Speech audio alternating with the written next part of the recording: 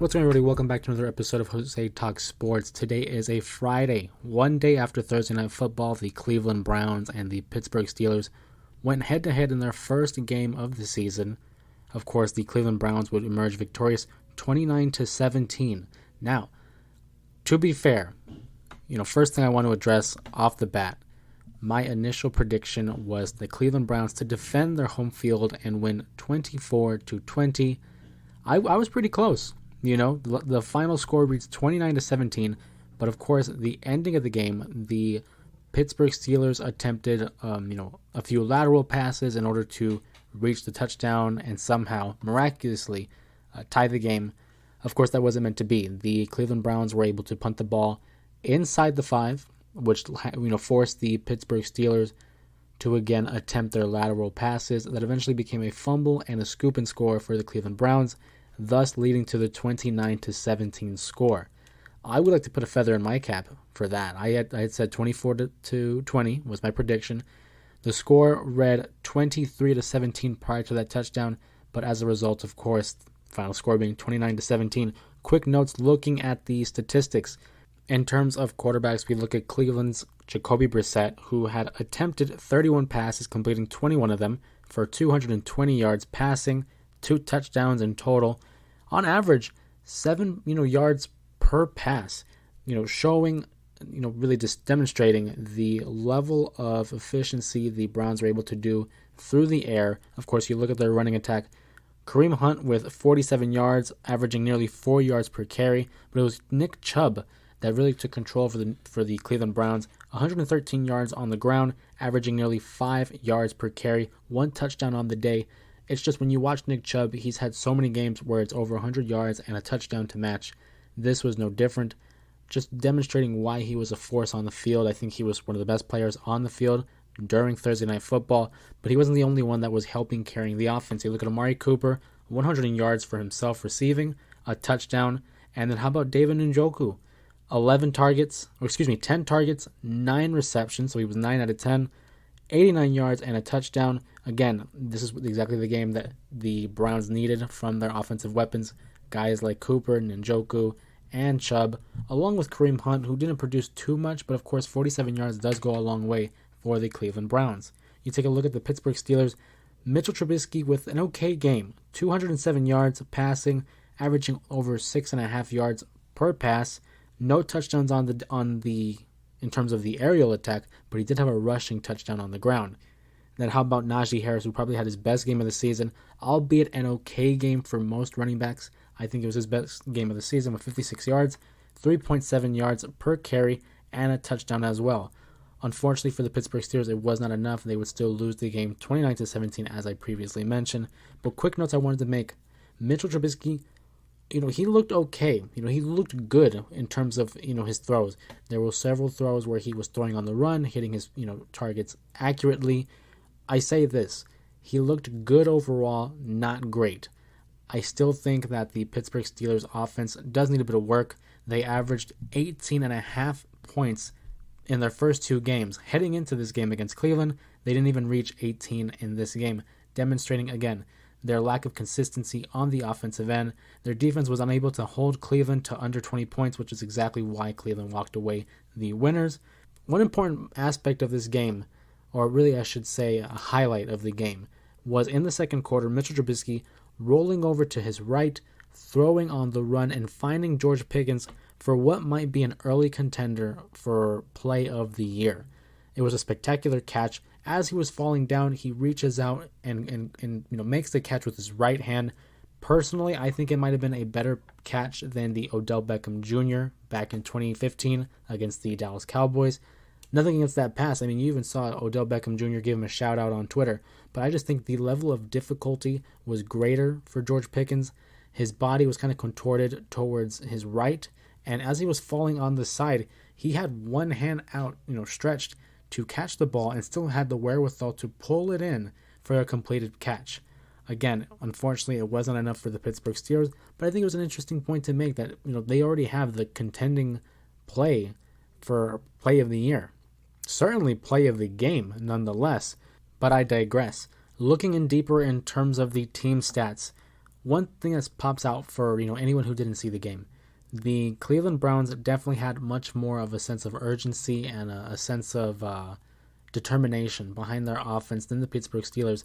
On fourth down conversions, the Pittsburgh Steelers 0 attempts. Now, granted, there weren't really many opportunities as the Cleveland Browns were able to afford from, but the Cleveland Browns had 4 opportunities to convert on fourth down. 3 of them were a success. You look at the total plays. The Cleveland Browns had 71 plays. The Pittsburgh Steelers 55. Typically, whichever team has the most plays in the game demonstrates a level of control of the game and the ball, and that appears so in the time of possession as well, as the Pittsburgh Steelers had 24 minutes with time of possession, whereas the Cleveland Browns had 36 minutes, a whopping 36 minutes. Now, granted, that might not seem like a lot to most people. In terms of the NFL and the makings of the game, it's a good chunk of the game. It's over half of the game for sure.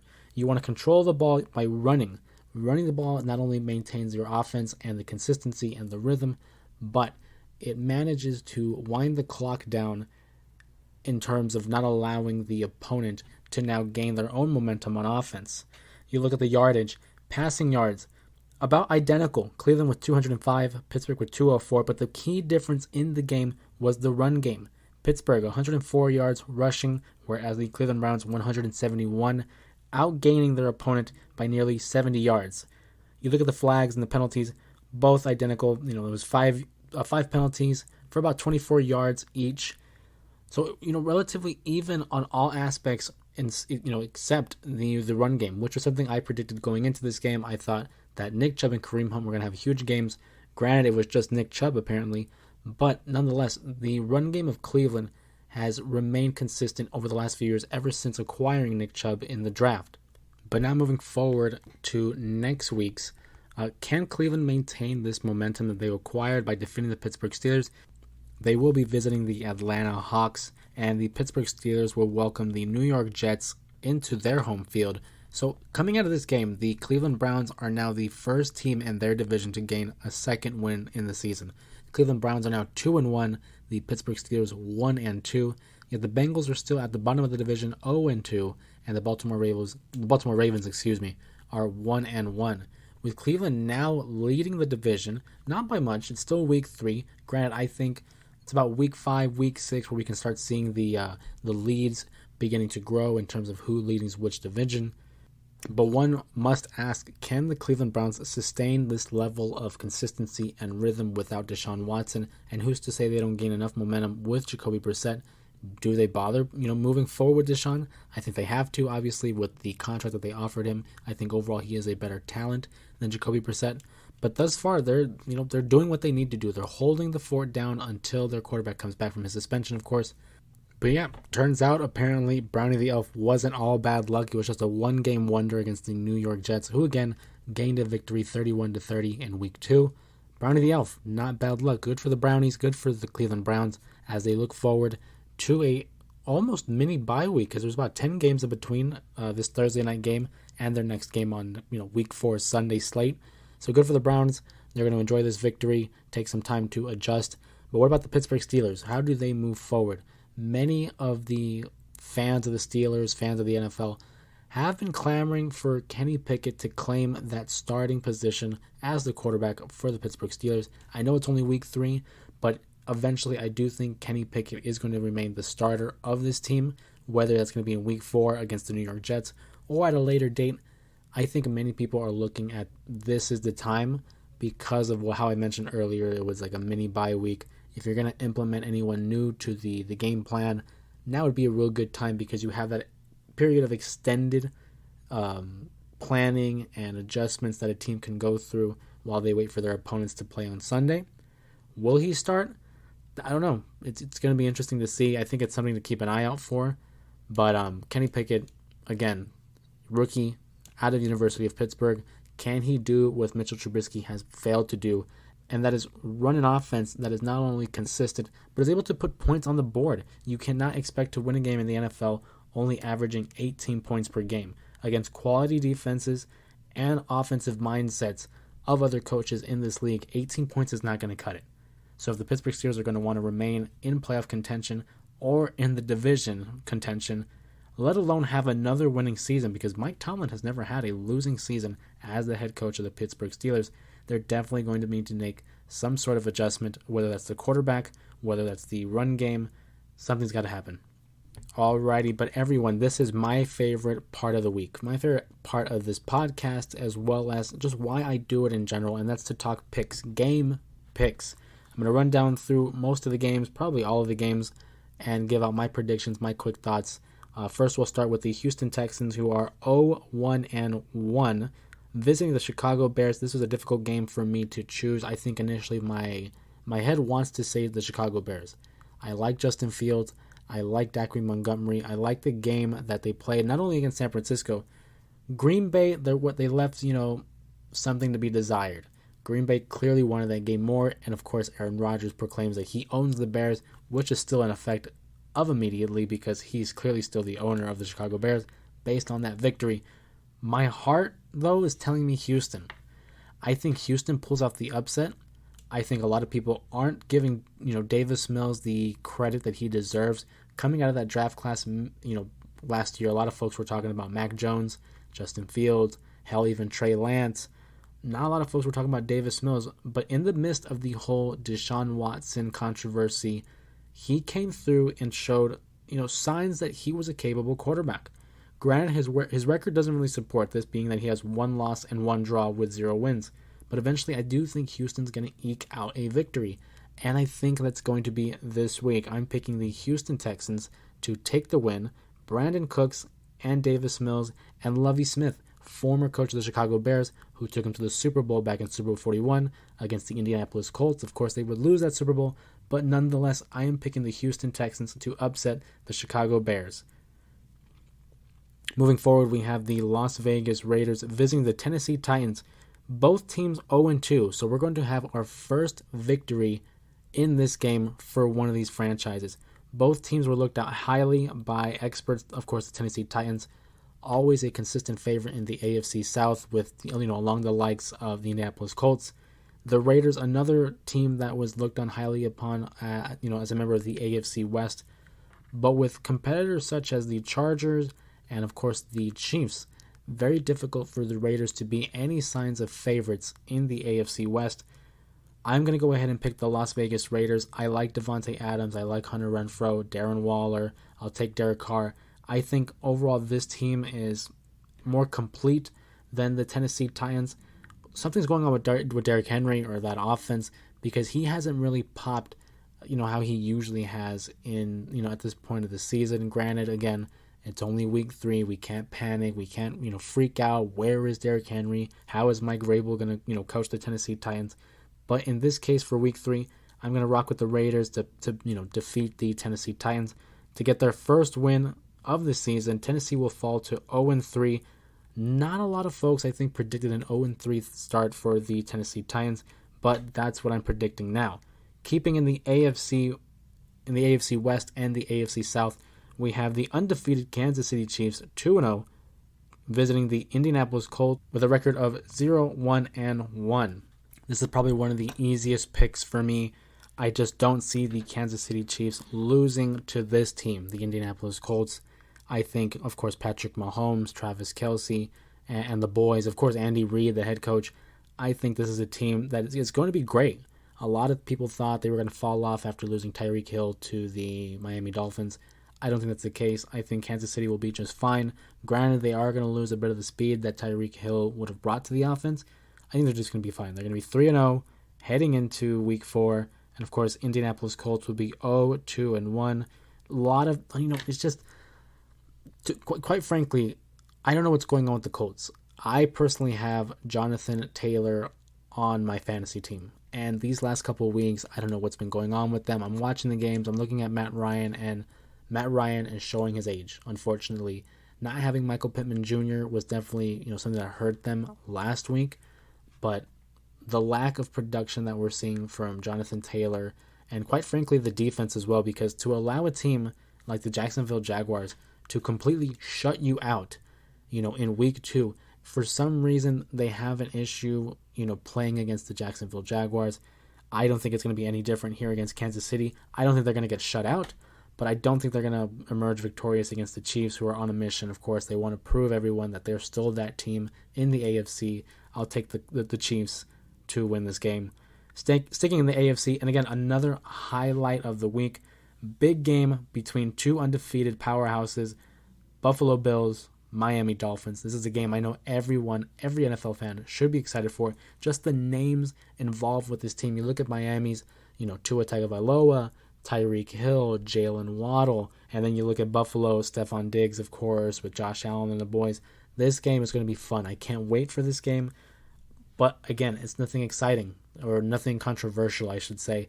I'm going to rock with the Bills. I think, again, this team is on a mission to win it all. Are they going to win it all? Again, yet to be seen because we're so early into the season, but this defense has only allowed 17 points in 2 games. I personally don't think that the Miami Dolphins are going to, be limited to 17 points. I don't think they're going to go off for an explosion. Last week, both teams scored over 40 points. I don't think that's the case. I think both have quality defenses and smart head coaches that are going to be able to limit their opposition while also being able to gain their own set of points. I think the score is more or less going to be along the lines of like a 35-28. No one's going over 40, and I think 35 is the benchmark. I think it's the high water mark. Taking Buffalo, of course, Josh Allen to add another extremely great game to his resume, because this year he's my pick to win the Most Valuable Player award. How about, speaking of Most Valuable Player award, Michael Irvin, on NFL Game Day morning had chose Kirk Cousins as his, future MVP of this season. That's ridiculous. No disrespect to a guy like Michael Irvin or Kirk Cousins, but that's not going to happen. What is going to happen is Detroit, they're going to go into Minnesota and challenge the Vikings, both teams 1-1. It's important to remember that this is a divisional matchup. The NFC North's, Detroit Lions taking on the Minnesota Vikings. A lot of people had the Vikings as one of the favorites to win the division. I think the Lions are going to be not necessarily a threat throughout this season. I think they're going to be playing spoiler. Now, what I mean is I don't think they're going to be winning a ton of games, but I think they're going to be putting up a lot of fights against their opponents. I like Dan Campbell. I like Amon, St. Brown. I like a lot from this team. They have the moxie. They have the attitude and the toughness that it takes to put up a fight against these teams. Earlier in the preseason, I had said they were going to win like 5 games. I still think it's going to be the case. I think it's going to be 5 to 7 games. I'll give them 7 being the high watermark. I am picking Minnesota to win this game just because it's not a primetime game, so Kirk Cousins can be a little bit more reliable than he is when the lights are on bright. I think Justin Jefferson's going to want to avenge his performance from last week against the Eagles. Didn't really have a great game. I think he's due to have another, great game that we saw in week 1. I'll pick the Minnesota Vikings. How about the Baltimore Ravens? 1-1, visiting New England, who are also 1-1. I'll take Baltimore. Nothing against Mac Jones, but I think Lamar Jackson's a more dynamic quarterback. I like their offensive weapons in terms of J.K. Dobbins, who we'll see if he's going to be able to make it for this game, as well as Rashad Bateman, who had a good game last week, just wasn't enough to beat the Miami Dolphins. I like their defense. New England's in a weird space here. They had barely beat the Pittsburgh Steelers by 3 points. At risk of being 0-2, I don't think the Patriots are going to win the division. I don't think they're going to make the playoffs. The Patriots are a non-factor this season, unfortunately. And I think that definitely shows, Bill Belichick's way is, I don't want to say obsolete, but you have to bring into question, there are so many elite coaches in the league today that are offensive-minded. You look at a guy like Andy Reid, Sean McVay, Kyle Shanahan, of course, McConnell from the Vikings, Matt LaFleur from the Packers. I can keep going on and on. There are very few defensive-minded coaches. The first one that comes to mind is Sean McDermott from the Buffalo Bills. I think the Baltimore Ravens are definitely going to win this game. They're going to move into 2-1, having a tied record with the Cleveland Browns, I should say. I still think my pick of the Baltimore Ravens is going to win the division. I'm very confident in that. And speaking of the AFC North, the Cincinnati Bengals, who are still in search of their first win, will be visiting the New York Jets, fresh off of a victory against the Cleveland Browns. 1-1 New York Jets, 0-2 Cincinnati Bengals. Something's got to give, because either the Jets are going to have 2 wins or the Cincinnati Bengals are going to win their first game. I think I can tell you the answer, and I'm very confident. Stick with me here. Joe Burrow was just an oppressor earlier in the week, and he had revealed to the public that he is off of Instagram. He's off of Twitter. He's not on social media. I think we're going to see the best from Joe Burrow. Unfortunately, I wish the same could be said about his offensive line because he's taking too many hits. He's leading the league in sacks with 13 in total, nearly averaging 7 sacks a game. This cannot go on. If you're going to have a guy like Joe Burrow consistently taking these hits, it's going to come back and bite you on the ass, Cincinnati. But I will take the Bengals to win this game. I think they win it convincingly. No disrespect against the Jets. I think they're basically the Lions of the AFC in terms of they're going to give you a fight every single week. It's going to be a fun, must-see television for the New York Jets because I really do think they're going to have that spunk that Detroit is showing right now in the NFC. Unfortunately for them, I am going to rock with the Bengals. Another divisional matchup here, having two NFC East opponents. The Philadelphia Eagles, undefeated as well, 2-0, will be visiting the Washington Commanders, who are 1-1. Philadelphia is just on fire.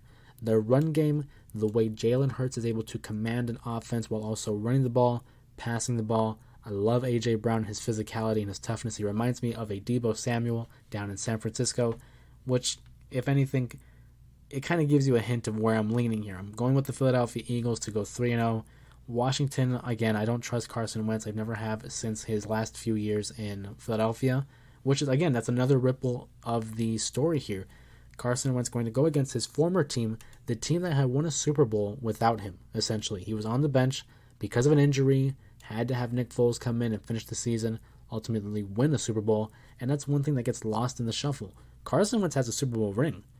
Whether some people like to give it enough merit or not, he still has a Super Bowl ring as he was on that roster, and he had, quite frankly, an MVP season prior to that injury. But the revenge game won't go his way. I'll take the Eagles easily in this matchup. And now we reach an NFC South divisional matchup between the New Orleans Saints, who are coming off 12 rounds of boxing with the Tampa Bay Buccaneers, and the Carolina Panthers, who are among, quite frankly, one of the most disappointing teams in the league. I shouldn't say that as if they were meant to be some sort of contender, but with Baker Mayfield as their quarterback, a lot of people were thinking, okay, maybe they can start making some noise, make a little bit more competitiveness in this division. Of course, the New Orleans Saints coming fresh off of that altercation with Mike Evans, who got suspended one game, and I don't believe the Saints had anyone suspended. I know Marshawn Lattimore was involved in that, altercation, but I'm going to take... I have to think about this because I've gone back and forth with this pick. Personally, okay, so you guys are going to hear me think out loud here. It's going to be in Carolina, which automatically makes me want to lean towards the Panthers. They're going to want to get their first win home, of course. How about the Saints? The Saints are already 1-1. They get this win. It's 2-1. They're now leading the division. Okay, I'm going to go out on a limb here. I'm going to pick the Carolina Panthers. I'm not as confident in this pick as I was when I chose Houston over Chicago, but something just tells me Carolina's got to take a win eventually, right? The New Orleans Saints didn't look too good against the Tampa Bay's defense. I'm not saying Carolina's defense is as stout and as stellar as theirs. I'm going to go with Carolina. I feel like this is a team that definitely needs to win more, and it would make it more interesting because then they would have a win, and they would be tied with New Orleans. And yeah, I'm gonna go Carolina. Again, you can tell by my hesitancy, I'm not really as confident in them. I don't know. I don't really trust Baker Mayfield at the moment. And where's the lack of Christian McCaffrey? Christian McCaffrey is another guy that's on my fantasy team. And yes, I know I have McCaffrey and Jonathan Taylor on the same team. To be fair, we're running a very small league, and I was able to get both of those guys. Very lack of Christian McCaffrey on this offense. But I'm gonna go with the Carolina Panthers. Jacksonville's going to visit the Chargers. I'm going to pick the Chargers to win this game. The Los Angeles Rams are going to be visiting the Arizona Cardinals. I'm going to pick the Rams in that divisional matchup. I don't believe in the Cardinals. I'm sorry, I never will, never have. And I mean this, wholeheartedly. Arizona's not going to amount to anything this year. Okay, I'm going to be quite frank with you. For those that know me and know my opinions about the NFL, I don't believe in the Cardinals, especially without DeAndre Hopkins. To all the fans out there that support them, hey, good for you on being loyal to the team, but I hate to say it, they're not going to amount to anything. If anything, they're going to be third place in the division. Sorry to tell you that. Atlanta.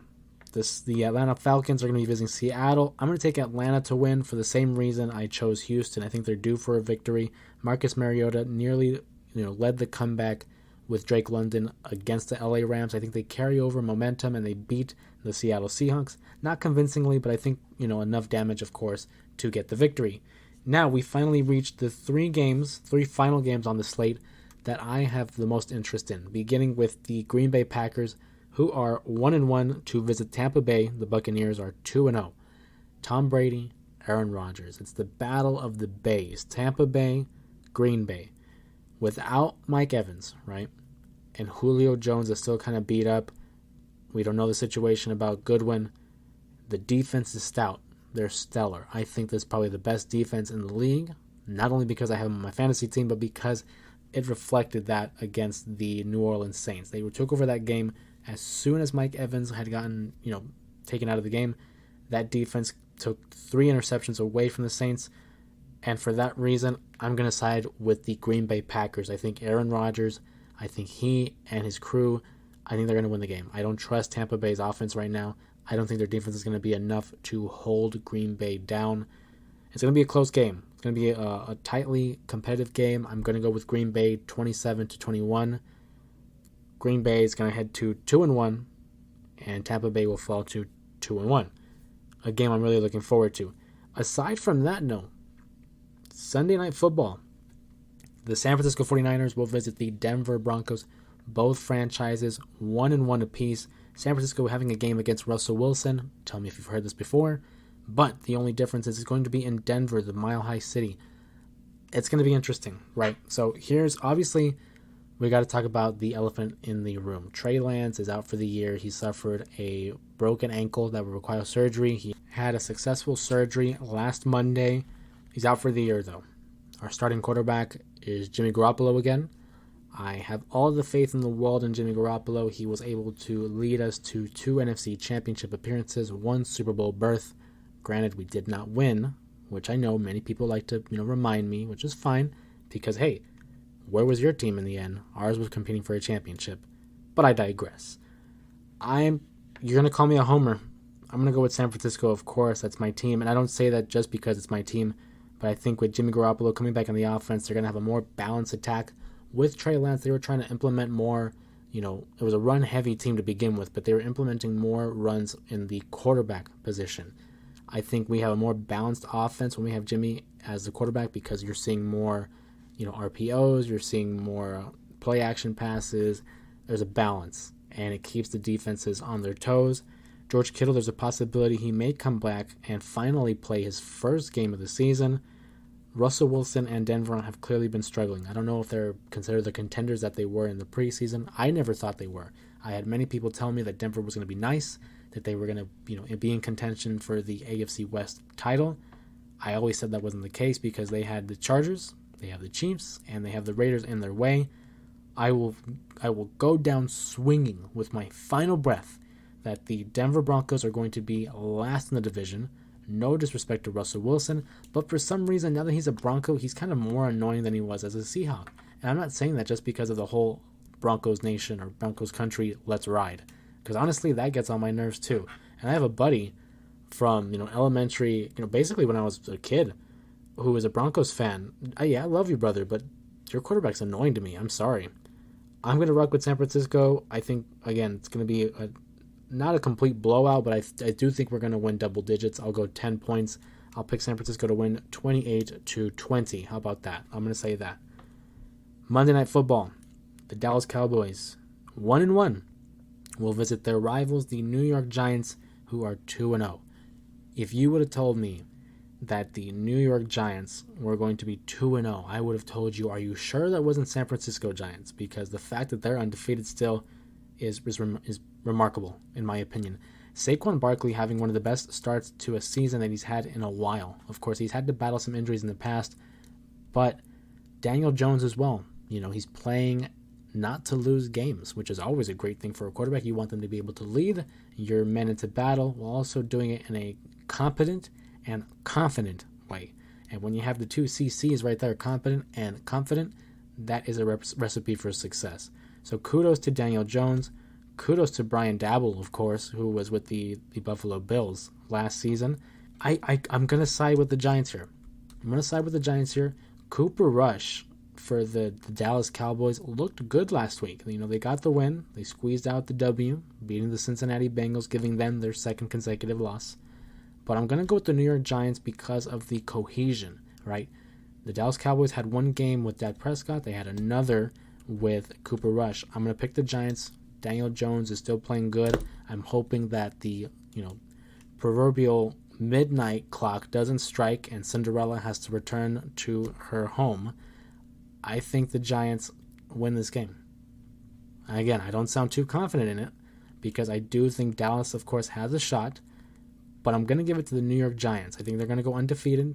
Not the whole season, but they're going to go undefeated as of right now. They're going to go 3-0, tie it with the Philadelphia Eagles. Ultimately, I'll have the Eagles to win the division, but just really excited. I feel like a broken record. I always say really excited for the NFL's games because I genuinely am. It's very rare that we have such a diverse group of contenders, and especially, this year with having teams like the Minnesota Vikings having that hype train around them. You have the New York Giants who are undefeated. You have the Philadelphia Eagles who are undefeated. Jacksonville's another fun team that I like seeing because of Trevor Lawrence and his progressions and the franchise movement. Again, looking forward to this list of games. Let me know what you guys think, and who are some of your favorite teams? What is their matchup this weekend? What's your prediction for Sunday Night Football, Monday Night Football, all the other games? What are your thoughts? Please comment down below. Of course, this has been another episode of Jose Talks Sports. You can find me on all social media platforms at JustJose_3. Be sure to follow the podcast on Spotify or subscribe to my YouTube channel, Jose Talks Sports. It's the same name as the podcast, easy to remember. Once again, thank you again for dropping by and talking sports with me. And if you enjoy these episodes, be sure to leave a like, comment your thoughts on the NFL season so far, and what are your thoughts on your NFL team's progression. Subscribe to the YouTube channel, Jose Talks Sports. And as always, my name is Jose. This has been Jose Talks Sports, and I will see you next time.